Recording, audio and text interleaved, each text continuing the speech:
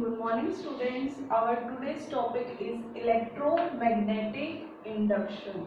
This is very important topic और इस topic ने काफ़ी सारी एडवांसमेंट लाई हमारी साइंस एंड टेक्नोलॉजी में।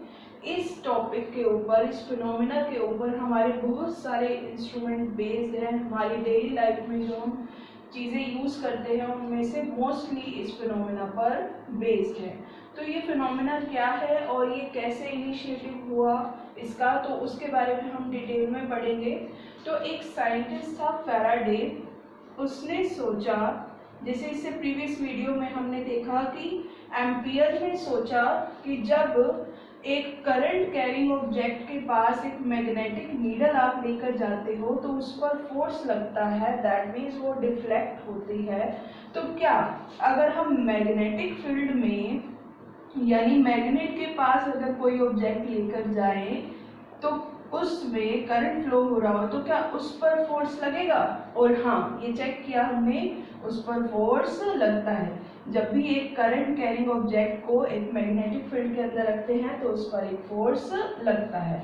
इससे थोड़ा सा और आगे फैराडे ने सोचा कि जब हम एक करंट कैरिंग वायर से मैग्नेटिक फील्ड प्रोड्यूस करवा सकते हैं, अपना फर्स्ट एक्सपेरिमेंट ओरस्टेड एक्सपेरिमेंट, कि अगर किसी भी वायर में करंट फ्लो हो रहा है तो उसके आसपास क्या बनेगा, एक मैग्नेटिक फील्ड। तो क्या मैग्नेटिक फील्ड से हम करंट प्रोड्यूस करवा सकते हैं? उसने इसका रिवर्स सोचा और उसको प्रूव करने की कोशिश की कि करंट से अगर मैग्नेटिक फील्ड आ सकता है तो मैग्नेटिक फील्ड से भी करंट प्रोड्यूस हो जाना चाहिए। तो उसके लिए उसने क्या किया, उसने एक वायर ली और उसको बहुत सारे नंबर ऑफ टर्न्स में बाउंड कर दिया। मीन्स ऐसे ये वायर थी एक और उसको ऐसे बाउंड करता गया सर्कुलर फॉर्म में और फाइनली जो उसे शेप मिली और जो मिला उसे, उसका नाम क्या है, सोलेनॉइड। इसके बारे में आप पहले पढ़ चुके हो।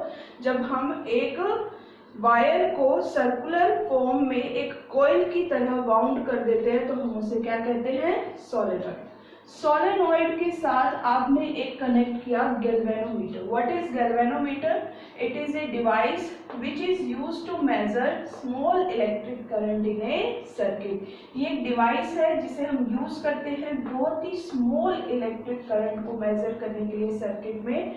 एमीटर भी होता है, वो भी करंट मेजर करता है, बट वो थोड़ा बिग करंट को मेजर करता है। बहुत ही स्मॉल करंट को मेजर करने के लिए हम जिस डिवाइस का यूज करते हैं दैट इज गैल्वेनोमीटर। अब देखो, इस सर्किट में कहीं भी कोई करंट फ्लो नहीं हो रहा। इसके पास फैराडे क्या करता है, एक बार मैग्नेट लेकर आता है। सपोज ये बार मैग्नेट है, ये इसका नॉर्थ पोल है और ये क्या है, साउथ पोल। तो वो इस मैग्नेट को इसके पास लेकर आता है। तो जब वो मैग्नेट को इसके पास लेकर आता है, इससे पहले गैल्वेनोमीटर में कोई डिफ्लेक्शन नहीं होती। गैल्वेनोमीटर में यहाँ पर जो वैल्यू है वो 0, फिर धीरे धीरे वैल्यू करंट की यहाँ पर आता जाता है, इंक्रीज होती है, और यहाँ पर आता जाता है, तब भी करंट की वैल्यू क्या होती है, इंक्रीज। तो स्टार्टिंग में 0 था जब ये रेस्ट पे था बार मैग्नेट। फिर जैसे ही बार मैग्नेट को मूव करते हुए इसके पास लेकर आए तो हमने क्या देखा, गैल्वेनोमीटर ने डिफ्लेक्शन शो की, वो भी कौन सी साइड में, राइट साइड। ठीक है। उसके बाद फिर हम यहाँ इसको काफी इसके पास लाने के बाद फिर रुक गए, बार मैग्नेट फिर से रेस्ट पे आ गया और फिर हमने देखा गैल्वेनोमीटर में कोई डिफ्लेक्शन नहीं आ रही। दैट मीन्स गैल्वेनोमीटर में डिफ्लेक्शन क्या हो गई, 0। उसके बाद अब हमने क्या किया, इस मैग्नेट को दूर लेकर गए, मीन्स पीछे की तरफ वापस लेकर गए। फिर हमने देखा कि गैल्वेनोमीटर में डिफ्लेक्शन आई, बट कौन सी डायरेक्शन में, अब उससे reverse, that means left side. तो स्टेप वाइज समझो। फर्स्ट स्टेप मीन्स रेस्ट पे जब वो था तब क्या था, कोई डिफ्लेक्शन नहीं, मीन्स इसको यहीं बना देते हैं, गैल्वेनोमीटर भी 0 पे था। सेकेंड स्टेप, जब वो मूव कर रहा है, इसके पास आ रहा है, मीन्स टूवर्ड्स लिख देते हैं, तो तब इसमें डिफ्लेक्शन जो आई सेकेंड स्टेप में वो राइट साइड। फिर थर्ड स्टेप, फिर से रुक गए, इसके पास लाकर रुक गए, रेस्ट पे आ गया मैग्नेट, फिर से गैल्वेनोमीटर में डिफ्लेक्शन क्या हो गई, रेस्ट। ध्यान से देखना, ये राइट की तरफ है। अब उसके बाद फोर्थ स्टेप, अब हम इसको फिर से मूव कर रहे हैं बट अब अवे, दूर की तरफ ले जा रहे हैं, मूव अवे, ठीक है। तो अब कहाँ डिफ्लेक्शन हुई हमें, शो टुवर्ड्स लेफ्ट। फिर दूर ले जाके फिर हम कहीं रुक गए, अब फिर से मैग्नेट को रेस्ट पे लाए फिफ्थ केस में, और गैल्वेनोमीटर फिर से क्या हो गया, 0। तो स्टेप वाइज ये फैराडे ने ये सारी ऑब्जर्वेशंस चेक की और उन्हें नोट डाउन किया कि क्या जब पहले रेस्ट पे है तब कोई डिफ्लेक्शन नहीं, जब पास लेकर आ रहे हैं तो डिफ्लेक्शन राइट साइड, जब दूर लेकर जा रहे हैं, जब वहां रुक गए पास ले आकर, डिफ्लेक्शन 0, फिर दूर लेकर जा रहे हैं तो डिफ्लेक्शन पहले से अपोजिट डायरेक्शन में लेफ्ट साइड शो हो रही है, और फिर दूर जाकर कहीं रुक गए, फिर डिफ्लेक्शन 0 हो गई। तो यहाँ से इसने ऑब्जर्व किया, और गैल्वेनोमीटर आपको पता है क्या शो करता है, करंट। मींस जब भी आप मैग्नेट को मूव करोगे तो इसके अंदर क्या आएगा, करंट आएगा, और उस करंट का नाम क्या रख दिया इसने, इंड्यूस्ड करंट। अपने आप आ रहा है, देखो एक तो होता है प्रोड्यूस, मींस आप पैदा कर रहे हो, लेकर आ रहे हो करंट को, और एक है इंड्यूस।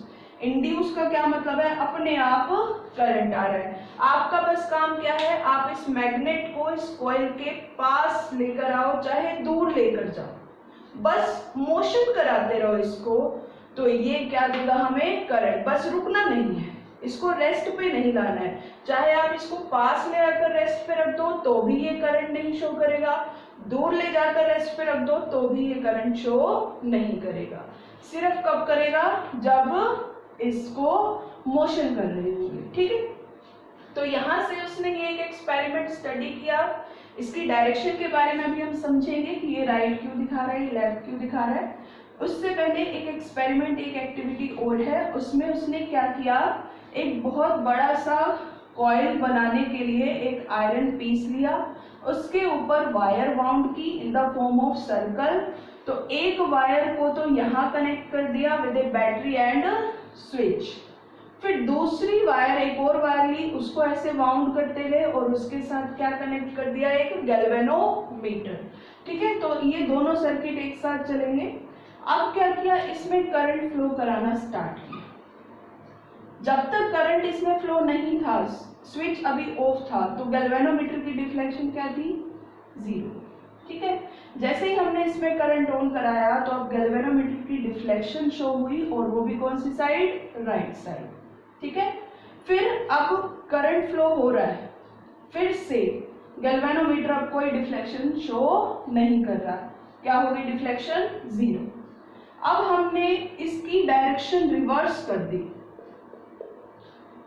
अब फिर से इसकी डिफ्लेक्शन शो हुई, लेकिन कौन सी डायरेक्शन में, पहले से रिवर्स, दैट मीन्स अपोजिट।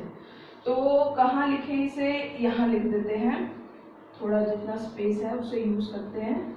तो क्या है, स्टेप वाइज लिखते हैं। फर्स्ट स्टेप, जब करंट फ्लो नहीं हो रहा है इस सर्किट में, नो करंट, ठीक है। फर्स्ट स्टेप है ये, और ये आई भी करंट है, तो इसको ध्यान रखना, ये ब्रैकेट में लिख देती हूँ, आई भी करंट है, और इस टाइम करंट नहीं है, दैट मीन्स करंट 0। तब गैल्वेनोमीटर में डिफ्लेक्शन, दूसरे वाले में गैल्वेनोमीटर में कोई डिफ्लेक्शन नहीं है, मीन्स वो 0। सेकेंड स्टेप में इसके बाद अब मैं सीधा आई लिख रही हूँ, करंट अब फ्लो हो रहा है, ठीक है, कौन सी भी डायरेक्शन में हो रहा है, सपोज अभी क्लॉकवाइज हो रहा है, तो गैल्वेनोमीटर ने डिफ्लेक्शन शो की कौन सी डायरेक्शन में, अपोजिट। अब करंट कंटिन्यूस फ्लो हो रहा है, तीसरे स्टेप में हमने देखा करंट पहले, इसमें तो अभी हमने ऑन किया, अभी करंट पास हुआ, अब कई देर होगी करंट पास होते हुए। थर्ड स्टेप में करंट इज स्टिल फ्लोइंग, लेकिन गैल्वेनोमीटर अब किस पर आ चुका है, रेस्ट पे।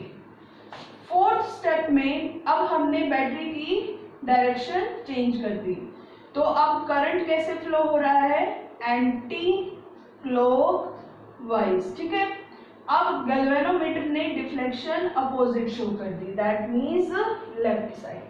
फिर अब कई देर करंट हम ऐसे ही फ्लो कराते रहे, फिर भी गैल्वेनोमीटर ने डिफ्लेक्शन 0 शो कर दी, इसी पोजीशन पे नहीं रहा।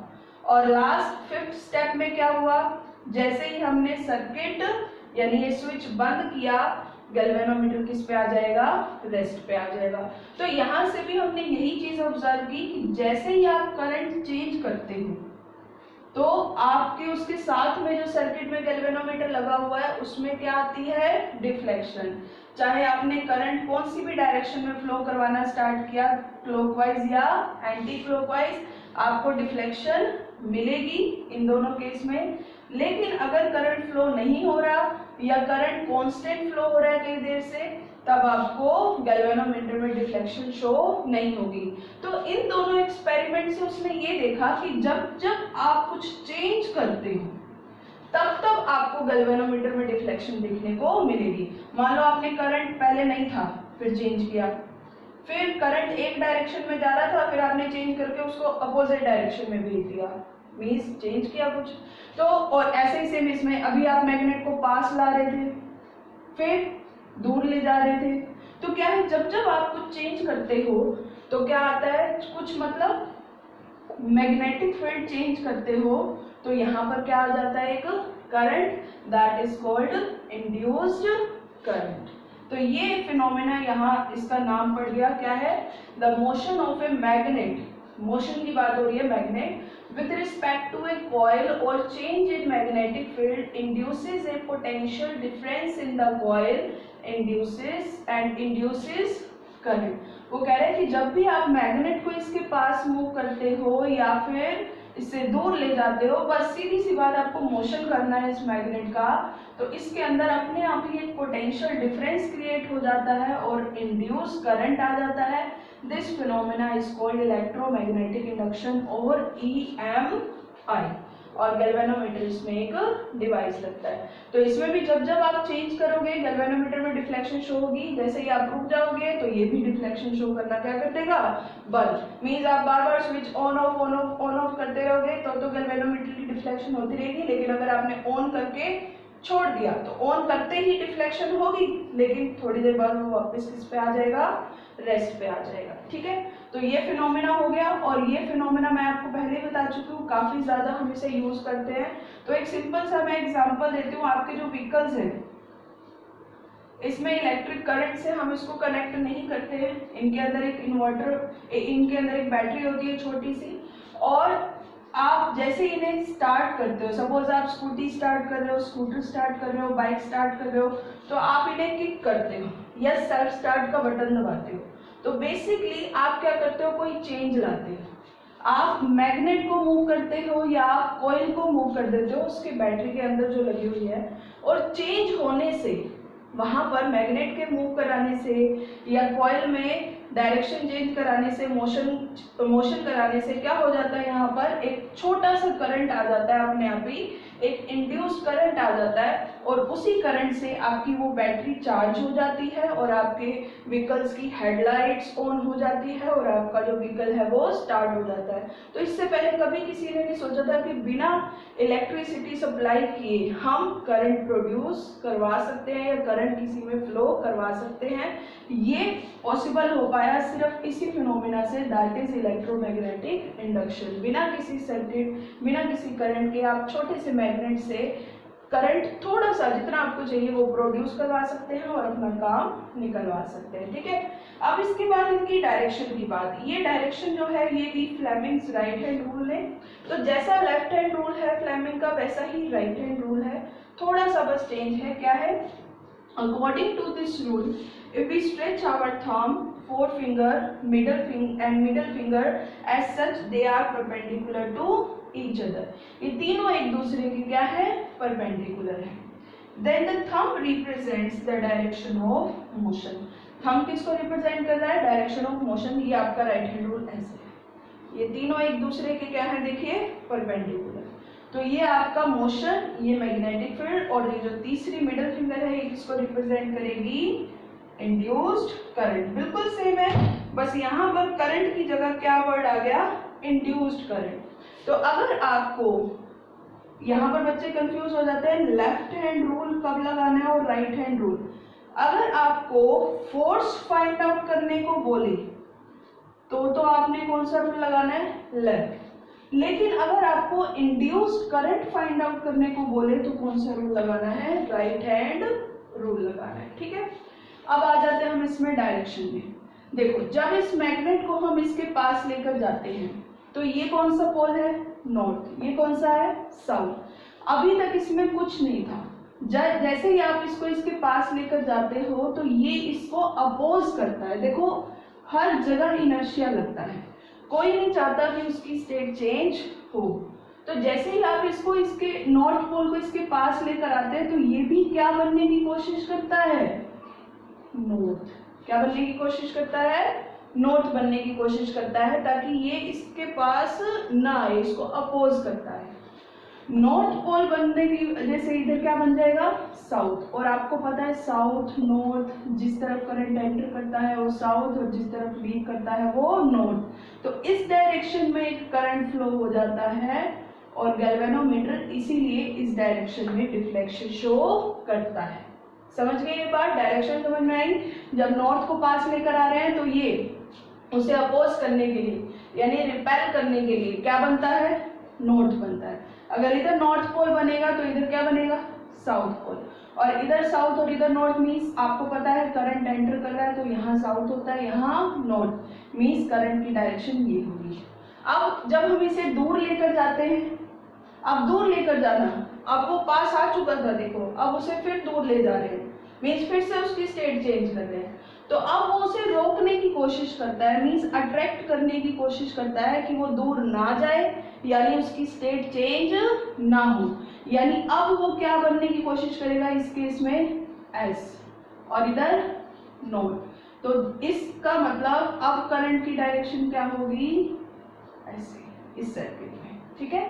तो डायरेक्शन हर केस में क्या हो जाएगी, चेंज हो जाएगी, रिवर्स।